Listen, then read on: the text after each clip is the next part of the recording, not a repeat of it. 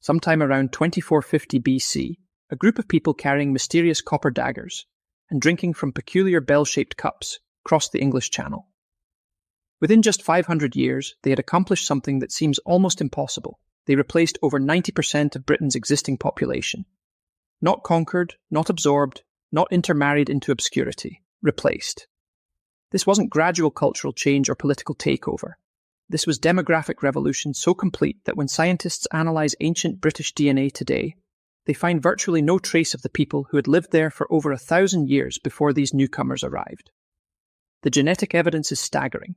Y chromosome haplogroup R1b, which had been completely absent from Neolithic Britain, suddenly comprises over 90% of male lineages after 2400 BC. Ancient DNA from sites like Boscombe Down reveals individuals whose autosomal genetics show roughly 50% steppe-related ancestry. DNA signatures that can be traced back thousands of miles to nomadic herders on the grasslands of Eastern Europe. Their mitochondrial DNA tells an equally dramatic story, with maternal lineages like H1, H3, and U5, replacing the N1A and X2 haplogroups that had characterized Neolithic farmers. But here's what makes this story even more remarkable. We now know exactly where these people came from, what drove them across Europe, and why their arrival triggered such a complete transformation. The latest ancient DNA studies have cracked the code of one of prehistory's greatest mysteries. To understand the magnitude of what was about to unfold, we need to map the genetic landscape of Britain before these mysterious newcomers arrived. After the ice sheets retreated around 12,000 years ago, the first people were Mesolithic hunter-gatherers, carrying Western hunter-gatherer ancestry. Their Y chromosome profiles were dominated by haplogroup I2A variants, while their mitochondrial DNA showed maternal lineages like U5b and U4 that had deep roots in post-glacial Europe. These weren't just random wanderers, but sophisticated peoples who had adapted to Britain's changing environment over millennia. Genetic analysis reveals they maintained connections across the North Sea, sharing ancestry with Scandinavian and Baltic populations. Their mitochondrial haplogroups tell us about small but stable populations that had developed distinctive regional characteristics, while remaining part of broader northwestern European hunter-gatherer networks. Around 4000 BC, everything changed with the arrival of Neolithic farmers, whose ultimate origins lay in Anatolia. These agricultural pioneers brought a revolutionary genetic signature that genome-wide analysis shows was around 90% early European farmer ancestry, with minimal mixing with local hunter-gatherers. Their Y chromosome landscape was completely different from what had come before, dominated by haplogroup G2A2, variants that had spread across Europe alongside the expansion of farming. The mitochondrial DNA of these Neolithic farmers told the story of their journey from the Near East. Maternal lineages like H, T1, and K1 could be traced back to the agricultural heartlands of the Fertile Crescent, while the near absence of local hunter-gatherer lineages suggested this was genuine population replacement rather than cultural adoption.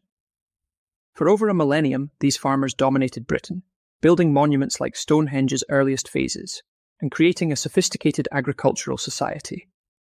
But their genetic signature reveals something crucial about what was coming. Analysis of late Neolithic British populations shows they had retained their distinctive Anatolian ancestry with remarkable consistency.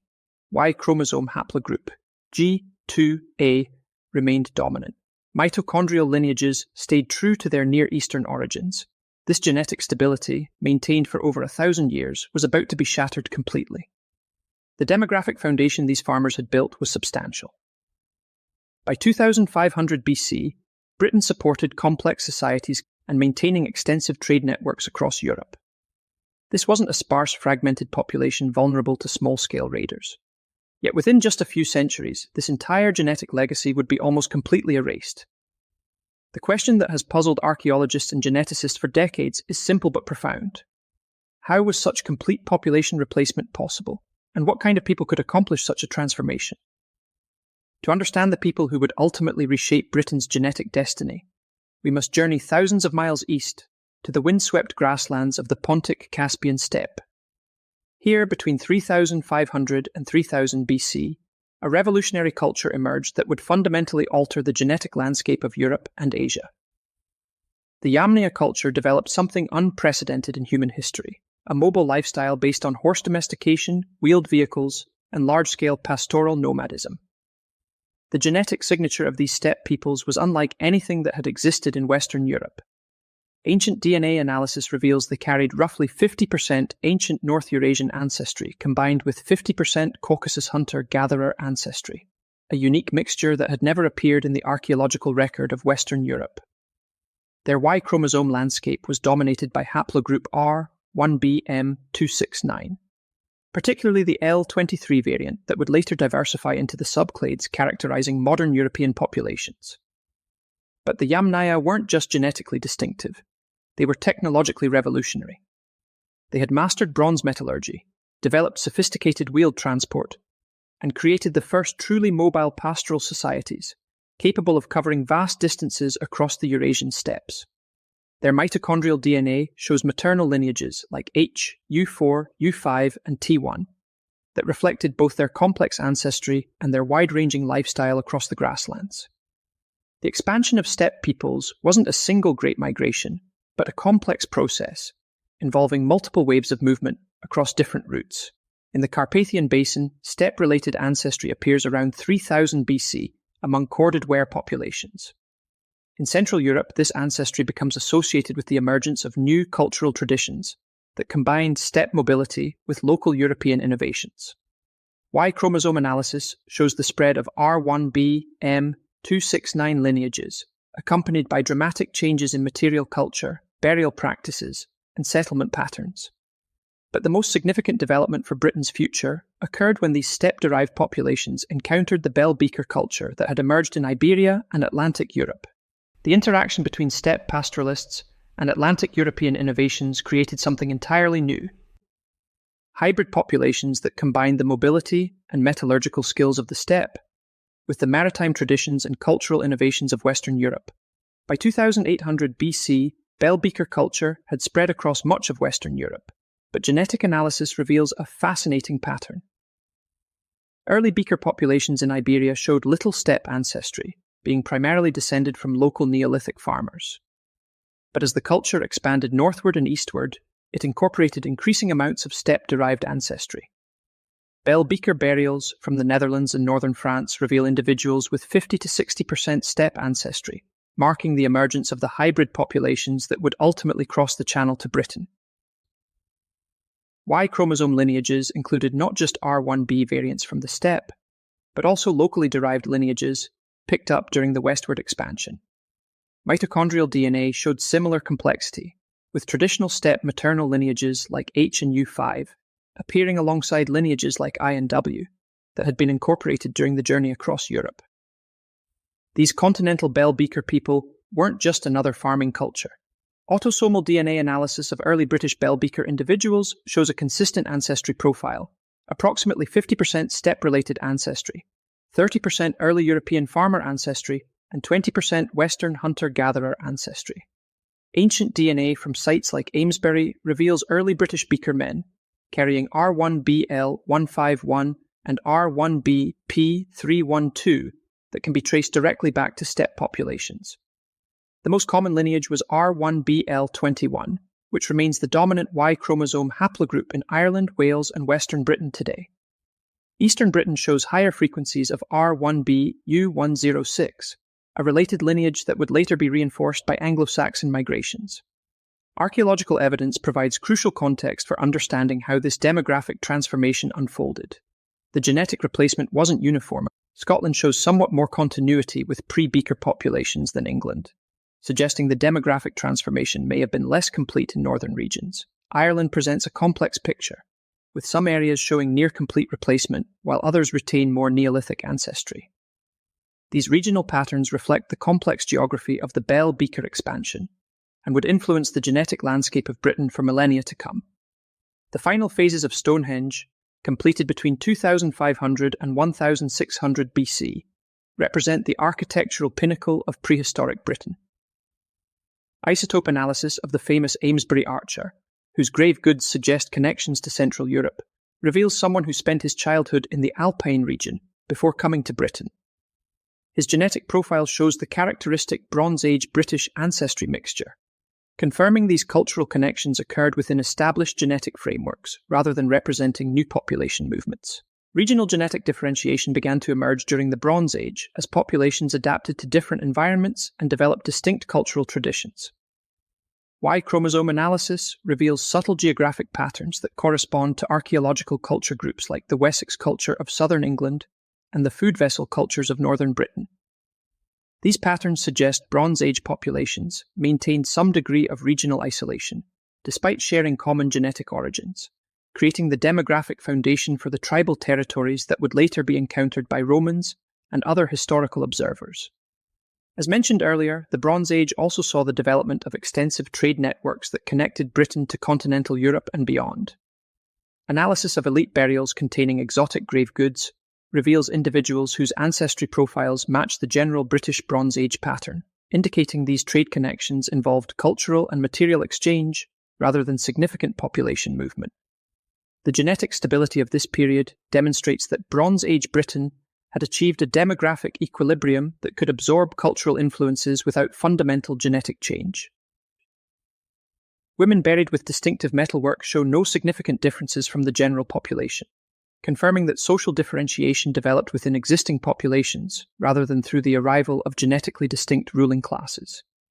This demographic stability would prove crucial for understanding how British populations responded to later challenges, from Iron Age cultural changes through Roman conquest to the medieval migrations that would once again transform the genetic landscape of the islands. The transformation of Britain during the Iron Age presents one of the most fascinating puzzles in European genetic history.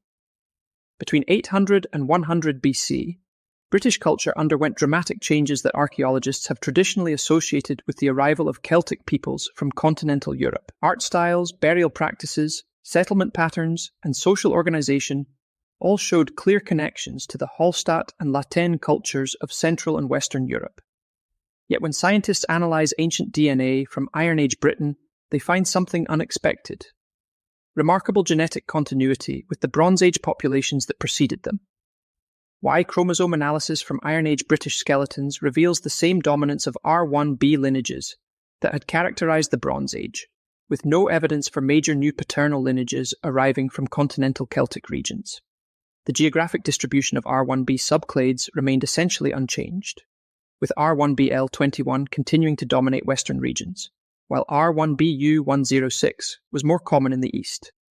This genetic stability occurred despite clear archaeological evidence for cultural connections to continental Europe and the adoption of distinctly Celtic material culture. By the time of Roman conquest, Britain had developed dense, well-organized populations with strong territorial attachments and sophisticated social structures. The Iron Age Celtic puzzle demonstrates that our understanding of ancient peoples must incorporate both genetic and cultural evidence. The Britons who faced Caesar's legions were genetically the descendants of Bronze Age Bell Beaker people. But culturally they had become something new, Celtic societies that shared languages, customs, and artistic traditions with peoples across much of Europe, even without sharing recent common ancestry. The Roman conquest of Britain, beginning with Caesar's expeditions in the 50s BC and culminating in Claudius's invasion of 43 AD, created one of the most fascinating contrasts in ancient British genetics.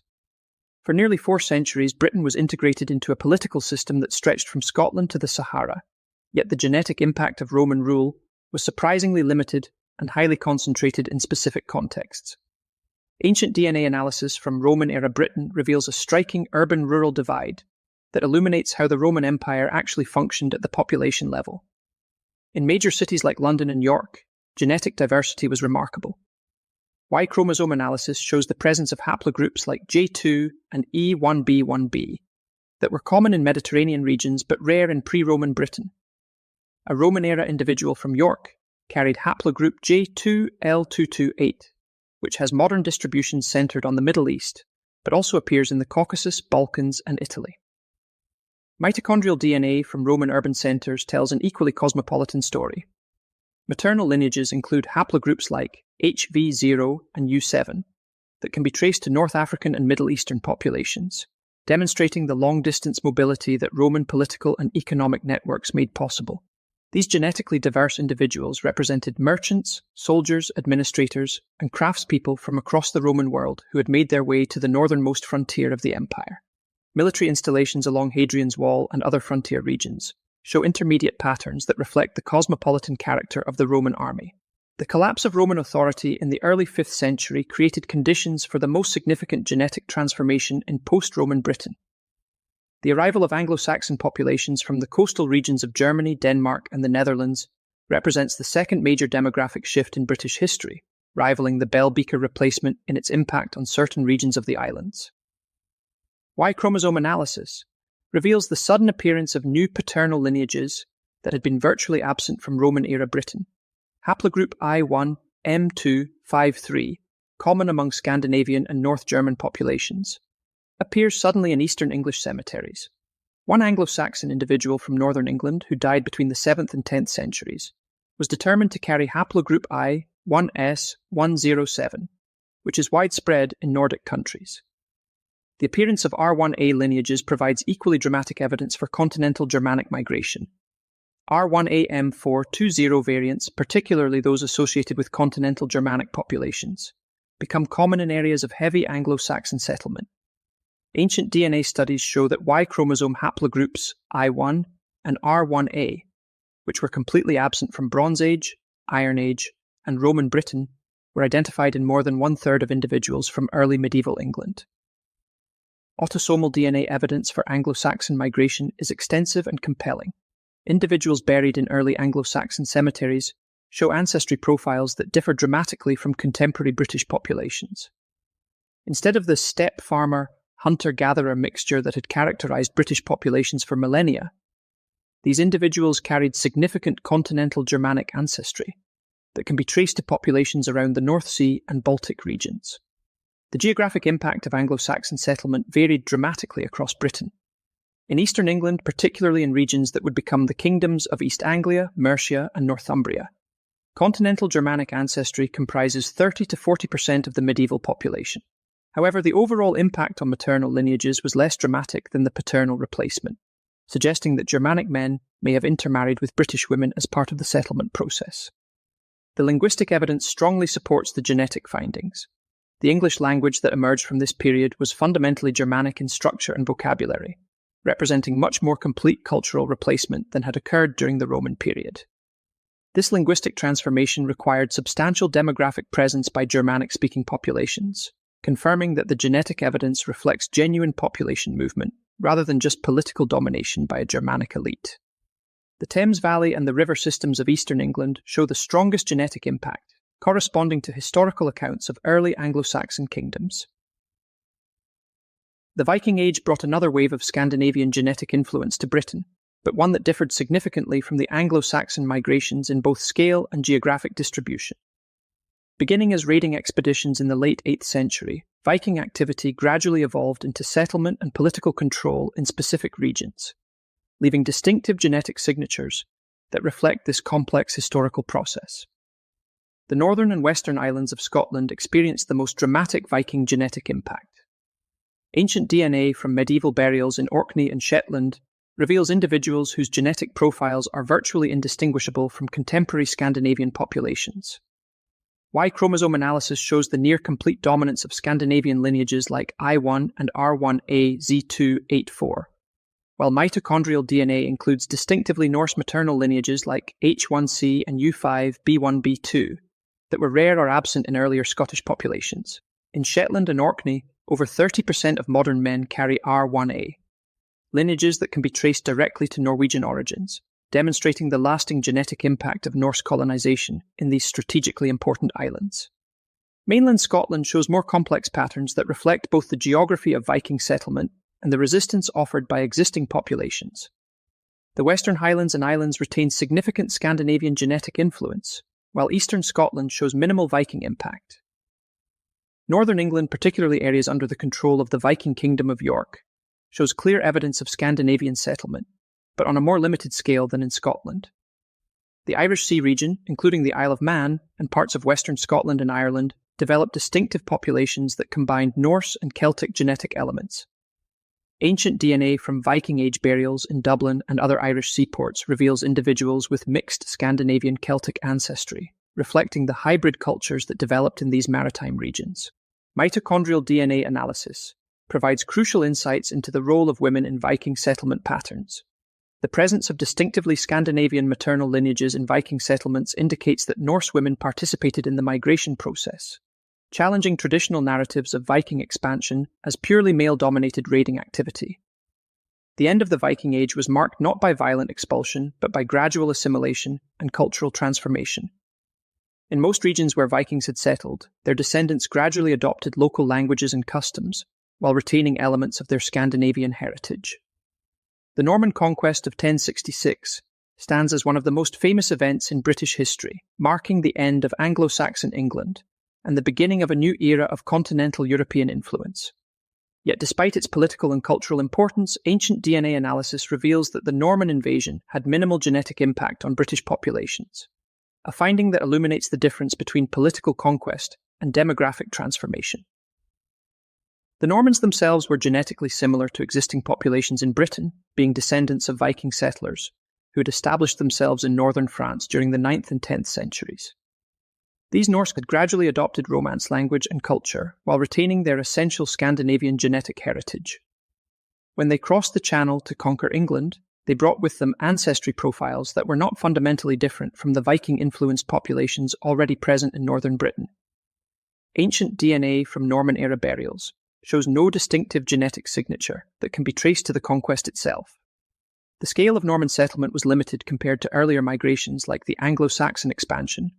Historical records suggest that perhaps 10,000 to 20,000 Normans settled in England following the conquest. Norman material culture appears primarily in contexts associated with elite sites like castles, churches, and major towns. The linguistic evidence tells a more complex story but ultimately supports the genetic conclusions. While Norman French became the language of the court, administration, and educated classes, Old English continued to be spoken by the majority of the population. The eventual emergence of Middle English represented not replacement of the native language, but fusion of Norman French vocabulary with Anglo-Saxon grammatical structures. The Anglo-Saxon genetic signatures in eastern England, the Viking influence in northern regions, and the older British ancestry in western areas all survived the Norman conquest essentially intact, creating the genetic foundation that would characterize Britain for centuries to come. The island nature of Britain created conditions that allowed for both dramatic population replacements and long-term genetic isolation. The same geographic barriers that made complete demographic transformation possible during periods like the Bell Beaker expansion also preserved regional genetic differences over millennia, creating the complex patterns of ancestry that characterize modern British populations. Every modern Briton carries within their DNA the signatures of ancient migrations that connected these islands to movements of peoples across continents and millennia.